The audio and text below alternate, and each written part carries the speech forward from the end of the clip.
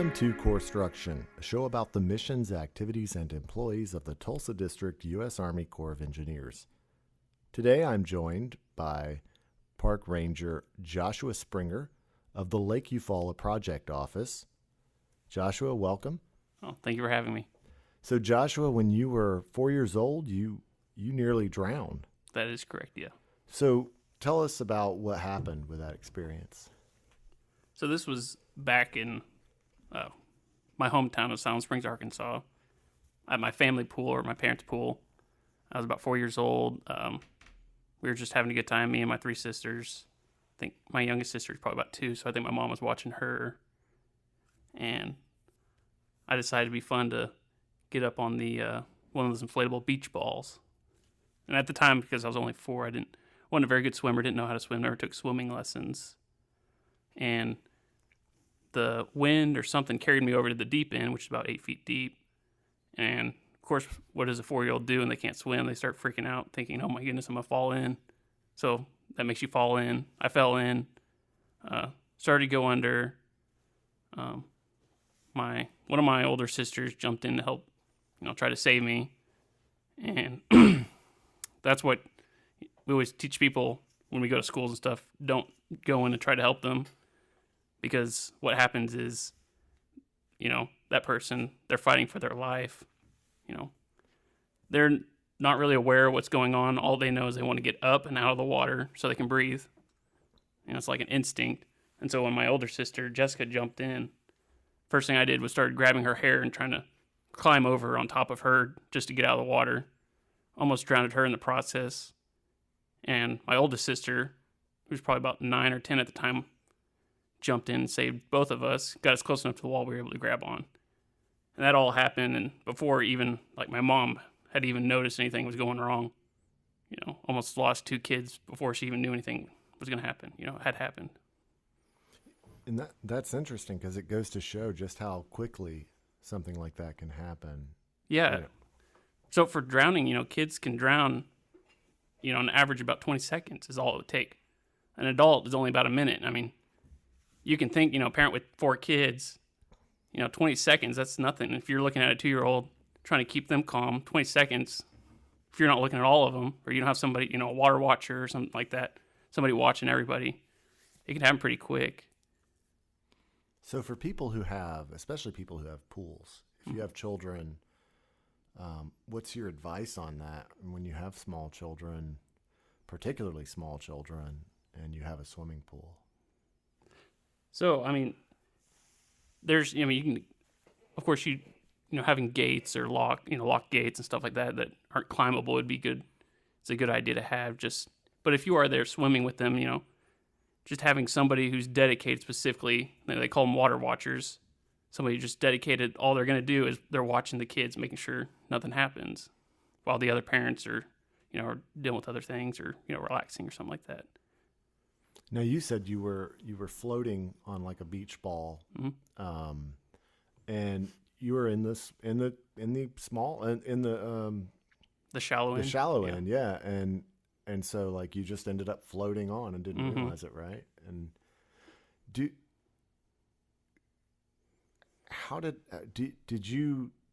that memory stick with you in such a way that as you grew up, did it result in you being afraid of the water at all, or did you have any reservations about the water after that? Or surprisingly, no. I enjoy being out in the water. I go out on the lake all the time. I think the way it's affected me is, I'm a lot more aware. I'm always have something around me that I can grab onto and float with. If I'm swimming around the boat, I usually have a Type 4 next to me if I'm not wearing a life jacket. On the boat, of course, I'm always aware, you should always be wearing a life jacket when you're out on the boat. But being afraid of water, I still enjoy being out in the water. And you're always with people when you're out on a boat, yeah. Right? Should always swim with a buddy. Right. How did your parents react to that situation? I don't recall exactly how they reacted to it, other than in that moment, getting us all to the pool, and after that it's like, all right, pool time's done, for the day.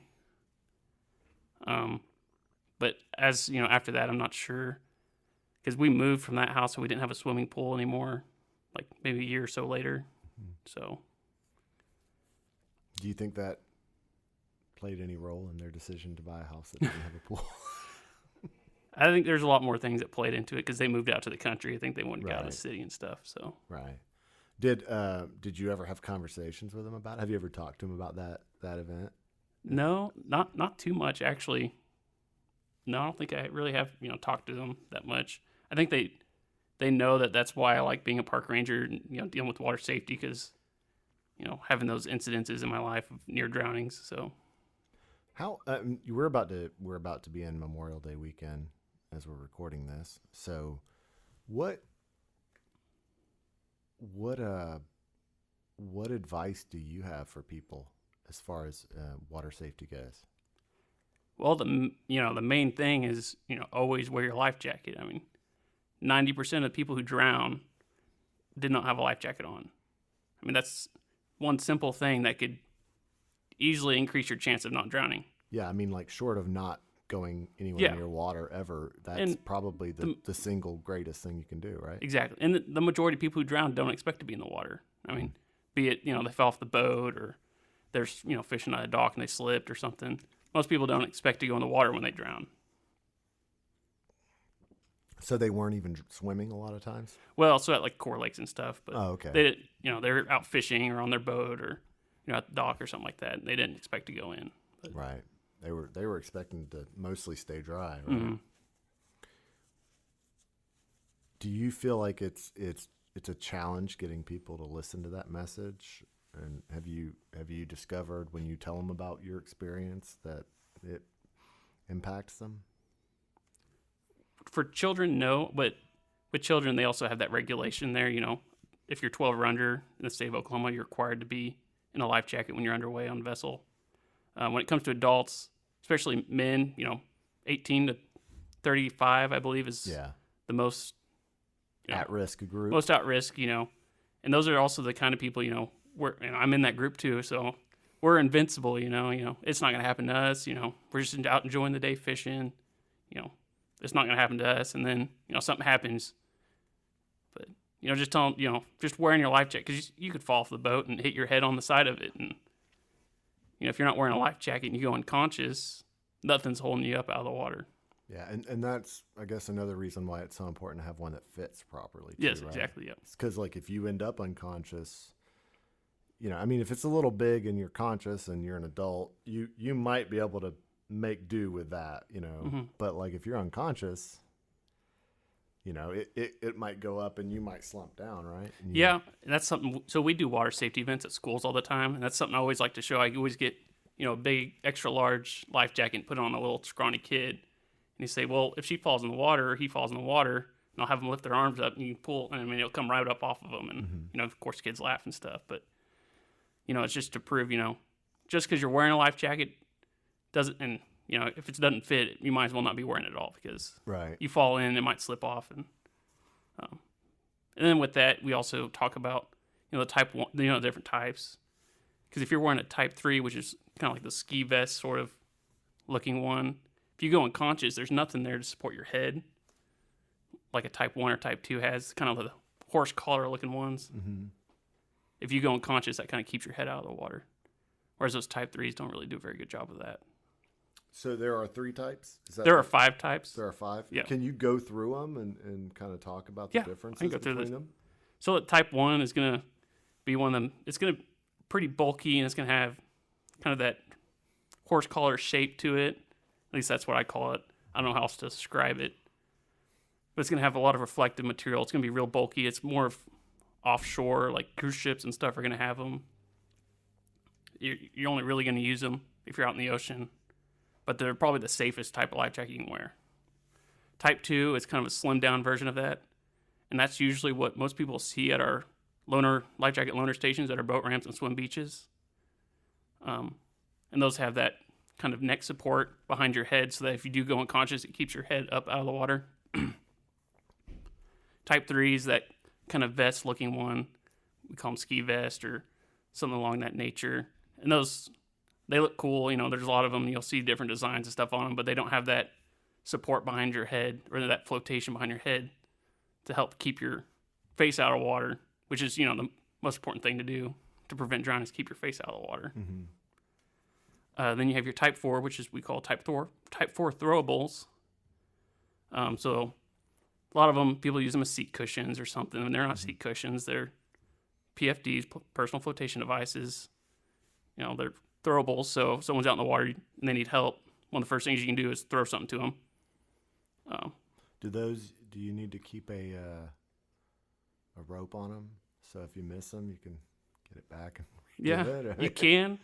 I don't think you're required to. You are required to keep one. Yeah. If your vessel is, I think 16 feet.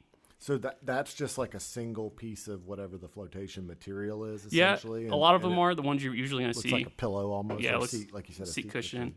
Then you have the rings and stuff. Those are Type 4s. Okay. Anything that is inherently buoyant that you can throw is considered a Type 4. Okay. Then Type 5 is kind of like a miscellaneous special use class. That's what us rangers will usually wear. The inflatable ones? Yeah, the inflatable ones. Just because they're cooler, like physically cooler, because especially if we're out patrolling like we will be this weekend. Right. Hot summer days, you're having a Type 2 or Type 3 on, it gets pretty warm pretty quick. A lot of fishermen will wear them. But those are the ones that if you fall in, most of them have it come in a dial, like a pressure dial. They'll notice that you're underwater and they'll inflate automatically. Or they have a pull cord. That way, they have a CO2 cartridge in them that'll inflate. As soon as it detects water or whatever, is it just the pressure from being under? It can be the pressure. I think it might have a dial in there that gets wet, can do it. Oh, okay. But then, there's that second thing you can do if that doesn't go off is pull that cord. Mm-hmm. Then if that doesn't go off, there's a kind of a rip area where you can rip it open, and there's a straw that you can blow it up yourself. Like a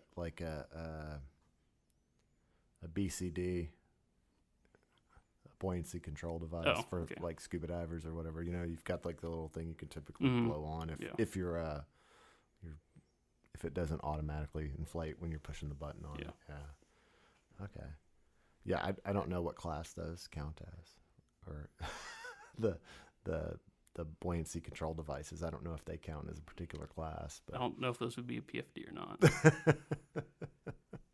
That's like the main Type 5 you're going to see. There's other kind of like puddle jumpers is what some people call them. I don't know how to explain them. Small airplanes?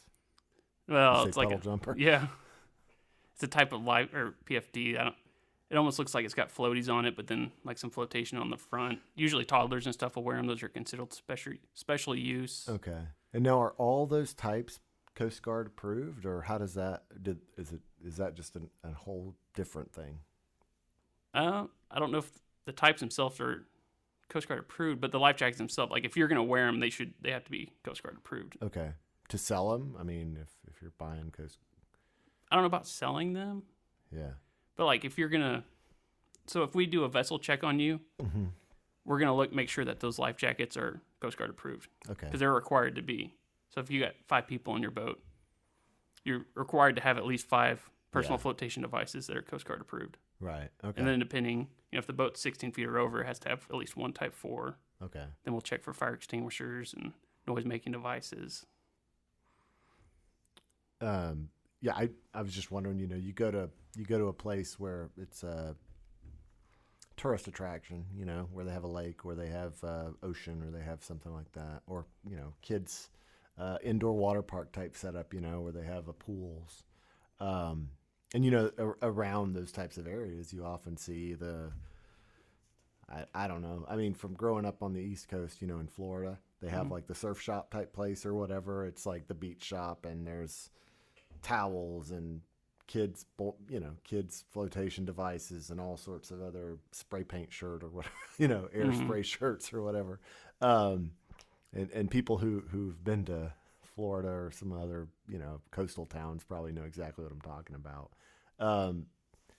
But I was just thinking, if you go into one of those stores, that's something I guess you need to be checking on to make sure that if they're selling, if you need one in a pinch and you need to buy one before you take your kids out to the pool, right? You need to be checking to make sure it says U.S. Coast Guard approved. Is that a particular appearance? Does it have that approval sticker or something? Yeah, it'll have it in writing on the inside of the life jacket. Okay. It'll say U.S. Coast Guard approved, Type 1, Type 2, whatever it is. Mm-hmm. And then getting onto the whole, if you're in a pinch and you're going out, we do have life jackets that we loan out. We have loaner stations, as we call them. Mm-hmm. And it's got plenty of Type 2s is usually what we'll put up there. So we'll have some Type 3s. And those are all Coast Guard approved. And that's one of those, we forgot to bring a couple more life jackets. We have a couple more people than we thought. We'll grab these for the day, come back, put them back, let the next people use them. And we would much appreciate it if you did bring them back, but we're not real. Right. I'd rather people take them and use them than not take them at all and need them, Yeah, I mean, it would be awful if there was a situation where you walked right by the loaner board and ended up needing one and had a situation, especially, where somebody on the boat, particularly the person who didn't have one, and then, get a ticket on top of that, right? Yeah. And because it's not just you guys patrolling the lake a lot of time, right? No, there's OHPs out there also, Oklahoma Highway Patrol. They have a Lake Patrol Division, Oklahoma Department of Wildlife. They'll be out there every once in a while. Of course, they're usually looking for different stuff than we are. Right. They're more hunting and fishing violations, but they can do the same stops we do about, make sure you have everything you're required to have on your boat. Have you had to respond to any drowning since you've been here? I have. So back in 2020, the summer 2020, I had to go out and respond there at Eufaula Cove. Andy Free, age 9, carbon monoxide poisoning, caused him to fall off the boat and drown. So I had to respond to that one. You responded to well, that? It went over. You were one of the people. Yeah, I was there at the boat ramp. Yeah. I didn't go out. I wasn't out on the boat or anything, trying to recover the body, but I was there, responding to it, trying to give my support and stuff. I've been out on we call it our drag boat, where if there's someone's drowned and they haven't floated up or anything, they'll usually recovery. Yeah, body recovery, where we have our drags with hooks and stuff on them, we're dragging the bottom of the lake, trying to catch them pretty much, bring them up. That's always kind of a sick feeling to do that. And when you have the family there at the shoreline, you're like, I almost don't want to bring this body up because I don't want to see that or deal with that, but I also want to, do it as soon as possible because they want closure. Yeah, the family wants closure. I have not, recovered a body yet. I've been on multiple drags. It seems like every time we'll do a shift change, it'll be like an hour later they'll recover. It's like, wow. If I'd been out there one more hour, we probably would have recovered them. Yeah. How does that affect you guys when you have to go on one of those? Like you were talking about that sick feeling, but. Yeah. I haven't personally, other than, I think kids is probably the worst. Having to deal with, a dead child or passed away child and seeing the parents' reactions and stuff, that's probably the worst part of it. It sucks, it can suck pretty bad. Just the feelings of it. And, knowing that we're going out there trying to spread this message of water safety, trying to prevent it, it's feel like, well, is it working, Because we've already had 2 drownings at Eufaula already. This season? This year, this fiscal year or current calendar year? Current calendar year. Okay. So, that can kind of bring you down a little bit. But then you see, you go out there and you see kids on with life jackets on, and you see kids will come up to you, hey, you came to our school and talked to us, and we saw Bobber the water safety dog, and I always wear my life jackets, and I tell my parents to wear their life jackets, and then that kind of just brings you back up, and you're like, okay, this is worth it. This is definitely worth it. When you nearly drowned, you said you nearly took your sister down with you. Did she make you pay for that after you got out? Was she pretty mad at you? Oh yeah, we've always been feuding, me and her, but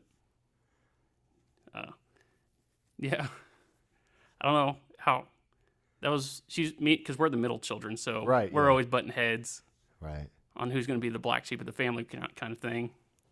But yeah. She forgive you? Oh, yeah. Eventually. Eventually, she yeah. did. Yeah. She got me back some way or another, I'm sure. Yeah, I mean, but that is something that, I mean, people when you're drowning and it's not, you're not trying to hurt anybody. You just you're I guess especially for kids, I guess even adults, it happens with adults, but you're just trying to climb out, right? And Yeah, you're just finding whatever you can. I mean, you are dying. You're about to die. I mean, your brain is just instinctually, I need to get up and out of the water so I can breathe, so I don't die. So someone jumps in to save you, that's just, an obstacle for you to, pull Right. down and, get up. And so when we go to schools, we teach them reach, throw, row, don't go. yeah, don't jump in. Yeah. So, if they're close, you can reach for them with a stick or something or other. If they're a little further out, throw something like a PFD or, type 4 preferably. Then row, if they're even further away from that, you row your boat to them. You kind of get closer to them to where you can reach or throw. But we always tell them don't go, just because that's what can happen. You can have 2 drownings instead of 1, especially if it's a kid. That's adults, they can make kind of decisions on their own about whether or not they feel safe to jump in the water and try to save somebody. But kids, we try to tell them do not go. Try to find a parent or a teacher, somebody who's probably strong enough to be able to go in and help them. Right. Give them a life jacket or something. Yeah, I mean, a parent is probably going to go after their kid. Yeah, of course. And I wouldn't blame them for that. I wouldn't fault. They probably should. Yeah. But, probably should have a life jacket or something that you're with you too. Yeah, even with your kid. Though. Yeah.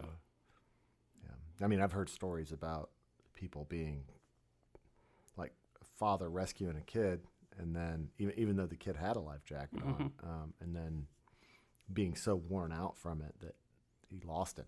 He got the kid back on the boat and couldn't get back on himself, and just I don't know. It was just he was just worn out.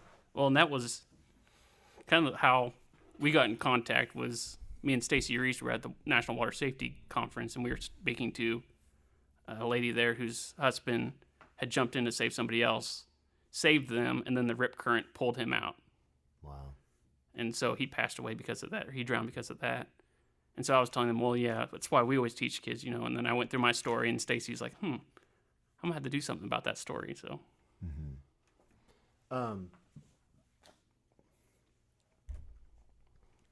we're about to hit probably the busiest weekend of the season. One of typically, them, right? yeah. One of them, yeah. There's typically this one, 4th of July, and then I guess Labor Day. Labor Day is the last. yeah, And, Labor Day is kind of the last hurrah. yeah. But Memorial Day, everybody's trying to get the winter out of their system. Yeah. Right. Yep. So, what are you all going to be out there looking for during the holiday weekend? What are the rangers at various lakes, especially at Eufaula? What are you going to be looking for? What are you going to be doing? So most of what we'll be doing is patrolling the parks. If anybody has any questions, we'll do some visitor assistance, helping them with reservations, any questions they have. We'll be checking boat ramps and making sure that they've paid, their day's boat ramp fee. We'll do water patrol or lake patrol. We'll go out there and do safety vessel checks, drive around some of kind of the big areas that people kind of congregate at, some of the party coves and stuff like that. We'll hand out some Frisbees or something like that have our water safety message on. And just kind of spread the whole, let's all have fun, but let's all be safe while we do it. How big a role does alcohol play in drownings? I think it's a quarter of fatalities for drowning are alcohol related. I wouldn't quote me on that. I think it's 25% or 24% about that. Of course, alcohol and boating never mix. Right. It's the same as, drinking alcohol and driving a car. You just get a BUI instead of a DUI. Right.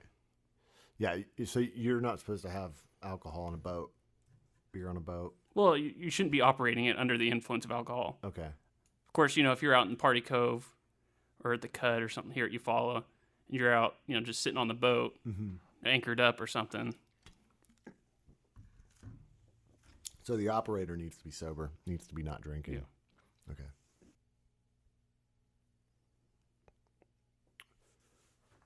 So there are other items you're supposed to have on your boat, like noise-making devices. So tell us about what people need to have on their boat and why they need to have those items on their boat. Okay. Like a whistle, right? Or Yeah. So, like, first, we've gone over life jackets quite a bit. You should always have one life jacket for every person on board. And that's readily accessible, too. I mean, we've stopped boats and say, hey, we need, there's 6 of you. Everyone pull up a life jacket. And they've had to pull out their keys and unlock one of them lockers on their boat. And you're like, yeah, that doesn't count. Because if you fall in the water, you're the one with the keys. Yeah. Who's going to be able to get that life jacket to throw it to you? Stuff like that. So you should have a life jacket for every person. Boat 16 feet or bigger, it's required to have a Type 4 throwable, so a life ring or one of the seat cushion sort of life or PFDs, and then you're just required to have a fire extinguisher. If you have an inboard or if you have permanently clamped down fuel, you're required to have a fire extinguisher, which most boats they all have those. So pretty much every boat you're required to have a fire extinguisher. Noise-making device, be it a horn, a whistle, just in case you get lost, you're in the middle of the night, something to make noise, say, hey, we're here, we need help. The horn just to let people, if you're passing somebody, they'll say, hey, I'm on your starboard or I'm on your port. Right. And those are the main things. You got to have a light, right? You said a light, right? Isn't there supposed to be a light? Well, yeah, you got your nav lights on your boat, which... Yeah. Those we'd only really check at night if we're doing boat patrol at night. Okay. Because otherwise it wouldn't be too visible. It wouldn't be visible anyway, yeah. Okay. That's a nighttime requirement. Okay. Are there any other things as far as the holiday coming up that people need to know and need to be aware of as we get close to the holiday? Let's see. But with we're still up, I think, about 2 feet. Right. Or so. How does how does that change, like the shoreline or whatever? Yeah, and so what that'll do is you come up about 2 feet. That'll cover up stuff that you could see before. So there's might be some new obstructions that you can't see anymore. Something you should be looking out for when you're out on the boat. Here at Eufaula, does 2 feet make a big difference? Yeah, well, it depends on where at the lake, because we have a lot of sandy shores and stuff that are kind of flat, and so 2 feet going up in elevation can cover up a lot of land. Mm-hmm. Versus somewhere like Tank Killer, which is a lot of bluff lines and cliffs and stuff. 2 feet, you probably won't see too much difference. Yeah. Okay. So, do you guys have a lot of closures right now, as far as campgrounds or? Yeah. As of right now, Porham Landing is closed. We're redoing the water lines there. We have a contract for that getting done. We have opened it up for the boat ramps for people to use because it's kind of a high use area for boat ramps for boat launching. And so we opened that up for the holiday weekend. But the camping is still closed down there and because they're working the water line, so the water's still non-potable and stuff like that. So Porham is closed? Porham Landing, yeah. Porham Landing is closed. Okay. All right. To camping as of right now. And that's not related to high water, though. That's related to construction. Yes, related to the contract to get the... Do you have any high water related closures right now that you're aware of? No, we don't. Because we're only about 2 feet up. We don't really close any campsites until we're about 4 feet up, I believe. Okay. 4 or 5, I think 5 feet. It's when we start closing a couple sites because the electric pedestals start getting underwater. Yeah. Well, I really appreciate your time, Josh. Is there anything that I haven't asked you that I probably should have asked you that had given you an opportunity to let people know about as we approach the holiday? No, you've done a pretty good job in asking a lot of good questions. I just like to emphasize, go out there, have fun, but be safe when doing it. Always wear your life jacket, even if you're not required to.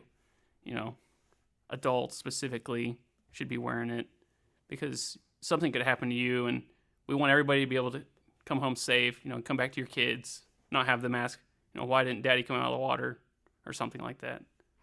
But thank you so much for your time, Josh, and for telling us about your experience and putting out that word of caution about water safety and even whether you're at our lakes or in your own swimming pool for that matter, right?